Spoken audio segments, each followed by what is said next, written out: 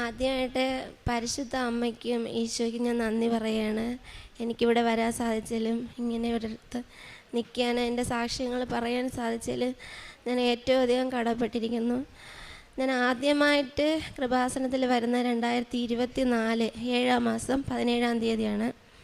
ഞാനിവിടെ വന്നതെന്ന് പറഞ്ഞാൽ എനിക്കിങ്ങനെ ഒരു കൃപാസനം ഇവിടെ ഉണ്ടെന്നോ ഇത്രയും ജനങ്ങൾ ഭക്തിയോടുകൂടി വരുന്ന ഒരു സ്ഥലമാണെന്നോ ഒന്നും എനിക്കറിയില്ലായിരുന്നു. ഞാൻ എൻ്റെ ജീവിതത്തിൽ ഏറ്റവും കൂടുതൽ വിഷമഘട്ടത്തിൽ നിൽക്കുമ്പോഴത്തേനാണ്, വിഷമഘട്ടം എന്ന് പറഞ്ഞാൽ നമ്മൾ തമ്മിൽ ഡിവോഴ്സിൻ്റെ ഒരു വക്കീൽ കോടതിയിൽ നിൽക്കുമ്പോഴാണ് അവിടെ എന്തോ ആവശ്യത്തിനൊരു പെൺകുട്ടി വന്ന് എൻ്റെ വിഷമം കണ്ടിട്ട്, അപ്പം ഞാനിങ്ങനെ എന്നെ വിളിക്കുന്ന കാത്ത് നിൽക്കുക. അപ്പോൾ എൻ്റെ വിഷമം കണ്ടിട്ട് ആ ഒരു പെൺകുട്ടി വന്ന് ഇതുപോലൊരു പത്രം എൻ്റെ മുമ്പ് വെച്ച് നീട്ടി. എന്നിട്ട് പറഞ്ഞു, ചേച്ചിക്ക് അണ്ണൻ്റെ കൂടെ ജീവിക്കണമെന്ന്, ചേച്ചിക്ക് അത്ര ഇഷ്ടമുണ്ടെന്നുണ്ടെങ്കിൽ നിങ്ങൾ ഈ പത്രം വാങ്ങിച്ചിട്ട് ഈ പത്രം വെച്ച് പ്രാർത്ഥിക്കണം, ബാക്കിയെല്ലാം മാതാവ് നോക്കിക്കോളൂ എന്ന് പറഞ്ഞ്. അപ്പോൾ എനിക്ക് ആദ്യമായിട്ടൊരു പെൺകുട്ടി ഇങ്ങനെ വന്ന് പറയുന്ന ഞാനതൊന്നും വിശ്വസിച്ചില്ല. അതിനൊന്നുമുള്ള ആ ഒരു അവസ്ഥയിലല്ലായിരുന്നു. ഒരുപാട് അനുഭവിച്ച് ഒരുപാട് പ്രശ്നങ്ങൾ നടുവിലായിരുന്നു. എന്നിട്ട് ഞാൻ ഈ പത്രം നിരസിച്ചതിൽ എനിക്ക് വിഷമം ഉണ്ടായിരുന്നു. ഞാൻ ആ മോളെടുത്ത് പറഞ്ഞ്, മക്കളെ ഈ പത്രം ഇപ്പം ഞാൻ വാങ്ങുന്നില്ല, ഇനി എന്നെങ്കിലും ഈ പത്രം എനിക്ക് വാങ്ങാൻ എനിക്ക് വിധി ഉണ്ടെങ്കിൽ മറ്റാരെങ്കിലും കൊണ്ടുതന്ന് എൻ്റെ കയ്യിൽ എത്തുമെന്ന് പറഞ്ഞ്. അങ്ങനെ ആ കൊച്ച് അങ്ങ് പോയി. അപ്പം നമ്മളിങ്ങനെ പിണങ്ങി കഴിയാണ്. രണ്ടാമത്തെ കൗൺസിലിങ്ങിന് അവർ കോടതി വിളിച്ചപ്പോഴത്തേനും ഇദ്ദേഹം പറഞ്ഞ്, എനിക്ക് എൻ്റെ ഭാര്യയുടെയും മക്കളെയും കൂടെ ജീവിക്കണം, എനിക്ക് വേറൊരു ലോകമില്ല, എൻ്റെ തെറ്റുകളൊക്കെ ഞാൻ ക്ഷമിച്ചിട്ട് നമുക്ക് ഒരുമിച്ച് ജീവിക്കണമെന്ന് കോടതിയിൽ പറഞ്ഞ് അങ്ങനെ എഴുതി ഒപ്പിട്ട് നമ്മളിപ്പോൾ സന്തോഷമായിട്ട് ജീവിക്കുന്നതിന് കാരണമുണ്ട്. ഈ പെൺകുട്ടി പറഞ്ഞിട്ട് പോയി അധിക കാലം താമസിക്കുന്നതിന് മുമ്പ് തന്നെ ഞാൻ താമസിക്കുന്ന വീടിൻ്റെ അടുത്ത് നിന്ന് കുറച്ച് സ്ത്രീകളെ, അപ്പോൾ അവരൊരു കൂട്ടായ്മയായിട്ട് ഇവിടെ വരുന്നുണ്ട്. വണ്ടി വിളിച്ചാണ് വരുന്നത്, പേടിക്കാനൊന്നുമില്ല. അവർ വെളുപ്പാങ്കാലത്ത് 6 മണിക്കുള്ള ബസ്സിന് പോവും. പിന്നെ ട്രാവൽസിലാണ് വരുന്നത്. 700 രൂപ കൊടുത്താൽ മതി, പിന്നെ നമ്മളെ ചിലവ് മാത്രം നമ്മൾ നോക്കണം. അപ്പോഴും ഞാൻ ഇങ്ങനെ വീട്ടിൽ ചോദിച്ചപ്പോൾ വീട്ടുകാർക്ക് ആദ്യം എതിർപ്പുണ്ടായിരുന്നെങ്കിലും എൻ്റെ മനസ്സിൽ എനിക്കിവിടെ വരണമെന്നുണ്ടായിരുന്നു. അങ്ങനെ ഞാൻ വന്നു, കണ്ടു. അപ്പോൾ ഇത്രയും ജനങ്ങളെ വിശ്വാസത്തോടു കൂടി വന്ന് പ്രാർത്ഥിക്കുകയും പലരുടെ അനുഭവങ്ങൾ ഇവിടെ സാക്ഷി പറയുകയും ചെയ്ത് കേട്ടപ്പോൾ ഞാനും ആദ്യമായിട്ട് വന്ന് അന്ന് തന്നെ ഞാനിവിടെ ഉടമ്പടി എടുത്തിട്ടാണ് പോയത്. അതിൻ്റെ ഫലമായിട്ട് ഞാനും എൻ്റെ ഭർത്താവും ഇന്ന് ഒരുമിച്ച് ജീവിക്കുന്നുണ്ട്. എല്ലാവരുടെയും മുമ്പ് എല്ലാ പ്രശ്നങ്ങളും മാറി ഞങ്ങൾ കുട്ടികൾ സന്തോഷത്തോടെ ജീവിക്കുന്നുണ്ട്. അപ്പോൾ ഈ പ്രശ്നങ്ങളൊക്കെ വീട്ടിൽ നടന്നുകൊണ്ടിരുന്നപ്പോൾ നമ്മളെ വീട്ടിൽ നിൽക്കാൻ പറ്റാത്തൊരവസ്ഥ വന്ന് നമ്മൾ വാടക വീടെടുത്ത് മാറിയപ്പോൾ എത്ര കാലം കൊച്ചുങ്ങളെയും കൊണ്ട് ജീവിക്കാൻ പറ്റും അങ്ങനെ. അപ്പോൾ എൻ്റെ മനസ്സിൽ നമുക്കൊരു സ്ഥലവും മാറി താമസിക്കാൻ നമുക്കൊരു വീടും വേണം. അപ്പം സ്ഥലം നമ്മൾ സ്വർണ്ണങ്ങളൊക്കെ വിറ്റ് സ്ഥലം വാങ്ങിച്ചു, പക്ഷേ വീട് വയ്ക്കാൻ നമ്മളെ കയ്യിൽ ഒന്നുമില്ല. അപ്പം ഇങ്ങനെ വിഷമം ഓരോ രാത്രി കിടക്കുമ്പോഴത്തേനും നമ്മളിനി എന്ത് ചെയ്യും അങ്ങനെ വിഷമിച്ച് പിന്നെ ഞാൻ വന്ന് ഇവിടെ 3 മാസം കഴിഞ്ഞ് ഇവിടെ വന്ന് രണ്ടാമത്തെ ഉടമ്പടി ഞാൻ എടുക്കുമ്പോഴത്തേന് മാതാവിൻ്റെ അടുത്ത് പ്രാർത്ഥിച്ച്, എങ്ങനെയെന്ന് അറിഞ്ഞൂടാ, എനിക്ക് വീട് വേണം, എൻ്റെ കൊച്ചുങ്ങളാ ഞാൻ എത്ര നാൾ വാടാക്കി കിടത്തും, അമ്മേരെ അച്ഛൻ്റെ എല്ലാവരെയും വായിരിക്കുന്നത് കേൾക്കണം. അപ്പോൾ എനിക്ക് സ്വന്തമായൊരു വീട് വേണം, എൻ്റെ ആസ്തിയില്ല. മാതാവ് എന്നെ അനുഗ്രഹിക്കണം, എല്ലാവരെയും അനുഗ്രഹിക്കും പോലെ എന്നെയും അനുഗ്രഹിക്കണമെന്ന് ഞാൻ കരഞ്ഞ് പ്രാർത്ഥിച്ചതിൻ്റെ ഫലമായിട്ട് അപ്പോൾ വീട് വെക്കണമെങ്കിൽ പൈസ വേണ്ടേ, ലോൺ എടുക്കാമെന്ന് തീരുമാനിച്ചു. ലോൺ എങ്ങനെ കിട്ടും? എൻ്റെ നിലമേലത്തെ വസ്തു കൊണ്ടുവന്ന് ലോൺ വയ്ക്കാൻ ചെന്നപ്പോൾ അവർ പറഞ്ഞ്, നിങ്ങൾക്ക് അതിനുള്ള വരുമാനം ഇത്രയും തുക 6 ലക്ഷം രൂപയാണ് ഞാൻ എടുത്തത്, അപ്പോൾ എനിക്കത് അടയ്ക്കാനുള്ള ഒരു വരുമാനമില്ല, എനിക്ക് ജോലിയില്ല. അപ്പോൾ ഇവരുടെ ജോലി പൈസ മാത്രം വെച്ചിട്ട് കുട്ടികളെ കാര്യം ചിലവും എല്ലാം കൂടി ഇത് അടഞ്ഞു പോകത്തില്ല എന്ന് അവർക്കറിയാവുന്നതുകൊണ്ട് അവർ പറഞ്ഞ് ലോണ് തരൂലെന്ന്. അപ്പോൾ എൻ്റെ അച്ഛനും അമ്മയും ജീവിച്ചിരിപ്പുണ്ട്, അപ്പോൾ അവരും കൂടെ വന്ന് എഴുതി ഒപ്പിട്ട് തരണമെങ്കിൽ മാത്രമേ ലോണ് തരാൻ പറ്റുമെന്ന് ബാങ്കിൽ നിന്ന് പറഞ്ഞു. അമ്മയും അച്ഛനും ഒരു ശകലവും സമ്മതിക്കൂലായിരുന്നു. പിന്നെ എൻ്റെ വിഷമം കണ്ടിട്ട് എൻ്റെ മാതാവ് അനുഗ്രഹിച്ചിട്ട് അവർ വന്ന് അവരും കൂടെ സാക്ഷി നിന്ന് ഒപ്പിട്ട് തന്നതിൻ്റെ ഫലമായിട്ട് ഞങ്ങൾക്ക് ലോൺ കിട്ടി. ഞങ്ങൾ വീടിൻ്റെ പണിയെല്ലാം തുടങ്ങി. കുറച്ച് പകുതി ഭാഗം ആയപ്പോഴത്തേനും പൈസകളൊക്കെ പല വഴിക്ക് തീർന്ന് പിന്നെ ഞങ്ങൾക്ക് മണ്ട വാർക്കാൻ, വീടിൻ്റെ മണ്ട മേൽക്കൂര വാർക്കാൻ ഞങ്ങളെ പൈസ ഇല്ല. അതിലും ഞാൻ ഒരുപാട് വിഷമിച്ച് കരഞ്ഞ്. എൻ്റെ മാതാവിനെ മാത്രമാണ് ഞാൻ അന്നും ഇന്നും ആശ്രയിക്കുന്നത്. എനിക്ക് പലരായിട്ട് എന്നെ സഹായിച്ചിട്ടുണ്ട്, ആരെന്ന് പറയാനൊന്നും പറ്റത്തില്ല. ഒരുപാട് പേര് സഹായിച്ചു. ഞങ്ങളിന്ന് ആ വീട് വാർത്ത് ഞങ്ങൾ ഒക്ടോബർ മാസം 24-ാം തീയതി, കഴിഞ്ഞ ഒക്ടോബർ മാസം 24-ാം തീയതി ഞങ്ങൾ വീട്ടിൽ താമസമായി. പിന്നെ ഈ ലോൺ അടയ്ക്കാനായിട്ട് എനിക്ക് വഴിയില്ലാത്തതിൽ ഞാൻ ഒരുപാട് വിഷമിക്കുമ്പോൾ മാതാവിൻ്റെ അനുഗ്രഹം കൊണ്ട് വലിയ ജോലിയല്ല, സർക്കാർ ജോലിയല്ല, എങ്കിലും ഒരു മീൻ ചന്തയിൽ വൈകുന്നേരം 3 മണി മുതൽ രാത്രി 9 മണി വരെ പോയി ജോലി ചെയ്താൽ എനിക്ക് 1000 രൂപ ശമ്പളം കിട്ടും.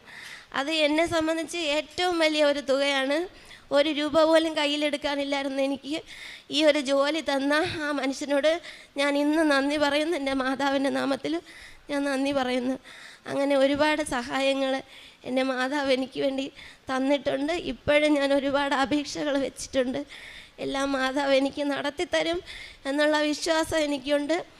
മാതാവും എൻ്റെ ഈശോയും മാത്രമാണ് എന്നെ ഇന്നിവിടെ നിർത്തിയിരിക്കുന്നത്. അല്ലെങ്കിൽ എന്നേ ഞാനിന്ന് ആവിയായി പോവേണ്ടവളാണ്. എൻ്റെ ഭർത്താവ് ഇന്ന് എൻ്റെ കൂടെ നിൽക്കുന്നതും എല്ലാം മാതാവിൻ്റെ അനുഗ്രഹം മാത്രമാണ്. പിന്നെ പ്രേക്ഷിത പ്രവർത്തനങ്ങൾ ഞാനിവിടെ നിന്ന് പത്രം വാങ്ങിക്കൊണ്ട് പോയി. ഞാൻ രാവിലെയും മീൻ കച്ചവടത്തിൽ പോകുന്നുണ്ട് സ്കൂട്ടിയിൽ. അപ്പോൾ ഓരോ വീട്ടിലും എല്ലാവർക്കും എന്നെ അറിയാം. ഞാൻ ഓരോ വീട്ടിലും പത്രം കൊടുക്കുന്നുണ്ട്. അവർ സന്തോഷമായിട്ട് വാങ്ങിക്കുന്നുണ്ട്, നല്ല അഭിപ്രായങ്ങൾ പറയുന്നുണ്ട്. പിന്നെ RCCയിൽ നമ്മൾ പോകുമ്പോൾ ആഹാരം നമ്മളെ കൊണ്ട് കഴിയുന്നത് വീട്ടിലുണ്ടാക്കിയല്ല, നമ്മൾ ഈ ഗ്രൂപ്പായിട്ട് ഇവിടെ വരുന്നത് പോലെ അവർ ഉണ്ടാക്കുന്നതിൽ ഞാനും പങ്കുചേർന്ന് എന്നാലാവുന്ന പൈസയായാലും സഹായം ചെയ്ത് കൊണ്ടുപോയി കൊടുക്കുന്നുണ്ട്. ഇനി ഒരുപാട് കാര്യങ്ങൾ ചെയ്യണമെന്ന് ആഗ്രഹമുണ്ട്. പക്ഷെ നമ്മളെ കയ്യിൽ സാമ്പത്തികം ഇല്ലാത്തതുകൊണ്ടാണ് ഇതെല്ലാം. ഇനി ഒരുപാട് കാര്യങ്ങൾ ചെയ്യാൻ മാതാവ് അനുഗ്രഹിക്കട്ടെ എന്ന് പ്രാർത്ഥനയുണ്ട്. എല്ലാവരും പ്രാർത്ഥിക്കണം. മാതാവിനെ മനസ്സറിഞ്ഞ് സ്നേഹിച്ച് നമ്മൾ പ്രാർത്ഥിച്ച മാതാവ് നമുക്ക് എല്ലാം തരും. ഏത് വിഷമഘട്ടത്തിലും സമയഭേദമൊന്നുമില്ല, ഒരു സമയവും ഇല്ല. നമ്മൾ ഈശോനെയും മാതാവിനെയും പ്രാർത്ഥിച്ചാൽ നമുക്ക് ഫലം കിട്ടിയിരിക്കും. ഇത്രയാണ് എനിക്ക് പറയാനുള്ളത്. മാതാവിന് യേശുവിനും നന്ദി. വിശുദ്ധ പൗലോസ് ശ്ലീഹ റോമാക്കാർക്ക് എഴുതിയ ലേഖനം 8-ാം അധ്യായം 28-ാം തിരുവചനം: ദൈവത്തെ സ്നേഹിക്കുന്നവർക്ക്, അവിടുത്തെ പദ്ധതി അനുസരിച്ച് വിളിക്കപ്പെട്ടവർക്ക് അവിടുന്ന് സകലവും നന്മയ്ക്കായി പരിണമിപ്പിക്കുന്നുവെന്ന് നമുക്കറിയാമല്ലോ. ഉടമ്പടി നമുക്കെപ്പോഴും നന്മ മാത്രമേ ചെയ്യുകയുള്ളൂ. അതിനുവേണ്ടിയാണ് പരിശുദ്ധ അമ്മ ഈ വലിയ പ്രാർത്ഥനാ പദ്ധതി നമുക്കായി ഈശോയിൽ നിന്ന് നമുക്ക് നൽകിയിരിക്കുന്നത്. നമ്മുടെ ജീവിത പ്രശ്നങ്ങൾക്കെല്ലാം ഉടൻ പരിഹാരം നൽകുന്ന ഒരു പ്രാർത്ഥനാ പദ്ധതിയാണ് ബഹുമാനപ്പെട്ട ജോസഫ് അച്ഛനിലൂടെ പരിശുദ്ധ അമ്മ നമുക്ക് കൈമാറിയിരിക്കുന്നത്. നമുക്കെല്ലാം തന്നെ ദൈവത്തിൻ്റെ ജനമായി, ദൈവത്തിൻ്റെ മക്കളായി, സ്വന്തം മക്കളായി വിളിക്കപ്പെട്ടവർക്കെല്ലാം തന്നെ നന്മയ്ക്കായി പരിണമിപ്പിക്കുന്നു. നമ്മുടെ എന്തു തന്നെ കഷ്ടതകളും, എന്തു തന്നെ കണ്ണുനീരായാലും, എത്ര തന്നെ പ്രതികൂല സാഹചര്യങ്ങളായാലും, സാമ്പത്തിക തകർച്ചകളായാലും, രോഗമായാലും, അതിൽ നിന്നെല്ലാം നന്മ ഉരുത്തിരിഞ്ഞ് നന്മ മാത്രമാണ് നമുക്ക് ബാക്കി നൽകുന്നത്. ഉടമ്പടി പ്രാർത്ഥനയിലൂടെ നമുക്ക് ലഭിക്കുന്ന ഏറ്റവും വലിയ സമ്മാനം അത് തന്നെയാണ്. ഈശോയെ പ്രാപിക്കുവാൻ പരിശുദ്ധ അമ്മയിലൂടെ നമുക്ക് ഈശോയെ കണ്ടെത്തുവാനുള്ള ഒരു വലിയ അനുഗ്രഹമാണ് നമുക്ക് ലഭിക്കുന്നത്. കണ്ണൻ എന്ന ഈ സഹോദരനും സന്നിധ എന്ന ജീവിത പങ്കാളി, ഇവർ രണ്ടുപേരും ഇവിടെ വന്ന് അവരുടെ ജീവിത പ്രശ്നത്തെ പരിഹരിച്ച ഒരു വലിയ സാക്ഷ്യമേറ്റ് പറയാനാണ്. ഇവർ ഡിവോഴ്സിൻ്റെ വക്കിലെത്തി അവരുടെ 2ാമത്തെ ഹിയറിങ്ങിലാണ് ഒരു ദിവ്യവെളിച്ചം അവരിലേക്ക് തന്നെ വന്നത്. കണ്ണനെ ഏറ്റുപറയാനുള്ള, തൻ്റെ ഭാര്യയെയും കുഞ്ഞിനെയും വളരെ സ്നേഹത്തോടെയും സന്തോഷത്തോടെയും മുന്നോട്ട് കൊണ്ടുപോകണം, മുന്നോട്ട് ജീവിക്കണമെന്നുള്ള ഒരു പരിശുദ്ധാത്മാവിൻ്റെ പ്രചോദനം ഈ മകൾ ഉടമ്പടിയെടുത്ത് ജീവിച്ചു തുടങ്ങിയപ്പോഴാണ് അവരുടെ ജീവിതത്തിലൊരു പുതിയ വെളിച്ചവും പുതിയ മാനവും പുതിയ ഒരു ജീവിത ക്രമവും അവർക്കുണ്ടായതെന്ന് കണ്ണൻ ഏറ്റുപറയുകയായിരുന്നു. ഈ സാക്ഷ്യ സ്ഥിരീകരണ സമയത്ത് കണ്ണനോട് ഞാൻ ചോദിച്ചു, ഇങ്ങനെ അൾത്താരയിൽ കയറി എന്ന് പറയാൻ കണ്ണന് ബുദ്ധിമുട്ടുണ്ടോ? കണ്ണൻ പറഞ്ഞില്ല, കാരണം എല്ലാവരും ഇതിൽ നിന്ന് പഠിക്കണം, കുടുംബം ഒന്നായി ജീവിക്കണമെന്ന് തന്നെയാണ് എൻ്റെ ആഗ്രഹം. ഞങ്ങളുടെ ജീവിതം ഒരു മോഡലാണെന്നാണ് ഇവരേറ്റു പറയുന്നത്.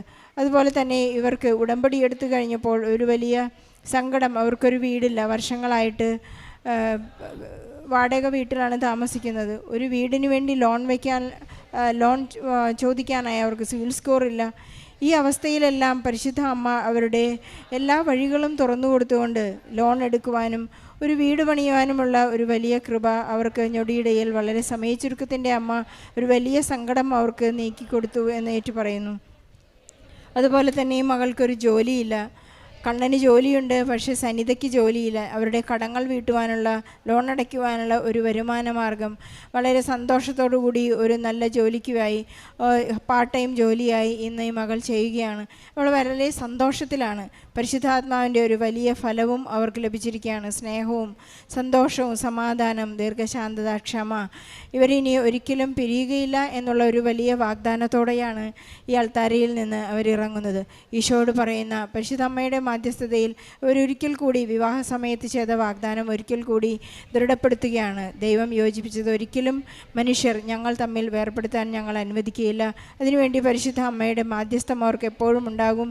നമ്മുടെ കുടുംബങ്ങളിലും നമ്മുടെ ഇടയിലും ഉടമ്പടിയെടുത്ത് ജീവിക്കുന്ന, പ്രാർത്ഥിക്കുന്ന ഒരുപാട് മക്കൾ ഡൈവോഴ്സിൻ്റെ വക്കിലായിരിക്കുകയാണ്, വേർപിരിഞ്ഞ് ജീവിക്കുകയാണ്. അവരുടെ എല്ലാം ജീവിത നിയോഗങ്ങളെ നമുക്ക് സമർപ്പിച്ച് പ്രാർത്ഥിക്കാം. അവരെല്ലാം ഒന്നിച്ച് കുടുംബമായി ജീവിക്കാനായി നമുക്ക് പരിശുദ്ധ അമ്മയോട് മാധ്യസ്ഥം അപേക്ഷിച്ച് പ്രാർത്ഥിക്കാം.